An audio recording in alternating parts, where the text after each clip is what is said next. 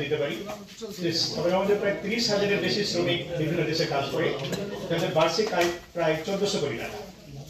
এত সমৃদ্ধ একটা ফরেন রেমিটেন্সের ক্ষেত্রেও আমরা যে সংকটগুলো ফিল করি, এখনো বিভিন্ন ধরনের যারা আদম ব্যবসার সঙ্গে জড়িত, যারা বিদেশে লোক পাঠানোর প্রক্রিয়ার সঙ্গে সম্পৃক্ত, তারা কিন্তু মানুষের সঙ্গে প্রতারণা করে।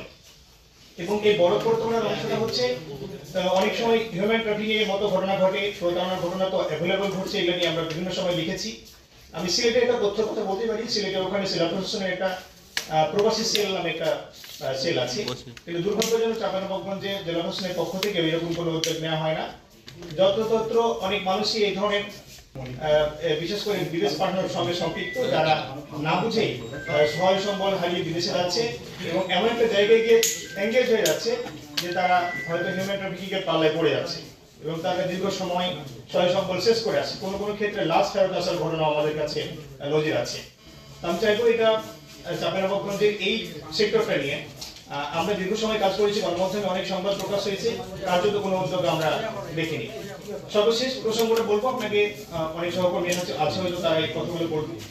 আমরা চাঁপাইনবাবগঞ্জের রাজনীতিতে সহাবস্থান অনেক গুরুত্বপূর্ণ ছিল সবসময়। আমরা রাজনীতি নিয়ে যারা দেখেছি যে এখানে জামাত, বিএনপি, আওয়ামী লীগ বিভিন্ন রাজনৈতিক দলগুলো পারস্পরিক সৌহার্দ্য সম্প্রীতি ছিল, কিন্তু শেষ দিকে অর্থাৎ 2023 সালের পর থেকে চাঁপাইনবাবগঞ্জের রাজনীতির সম্প্রীতি একেবারে বিনষ্ট হয়ে গেছে।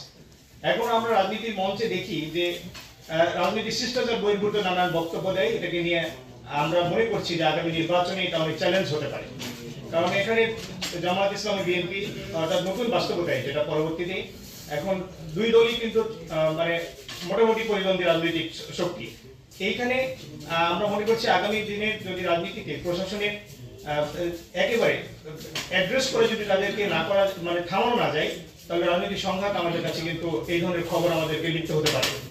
আমরা বিশ্বাস করব যে আপনারা জেলা প্রশাসনে আছেন, আপনারা যেহেতু নির্বাচনের তফসিল ঘোষণা হয়ে যাওয়ার পরে পূর্ণ দায়িত্ব নির্বাচন কমিশনের মাধ্যমে আপনাদের কাছে অর্পিত হবে।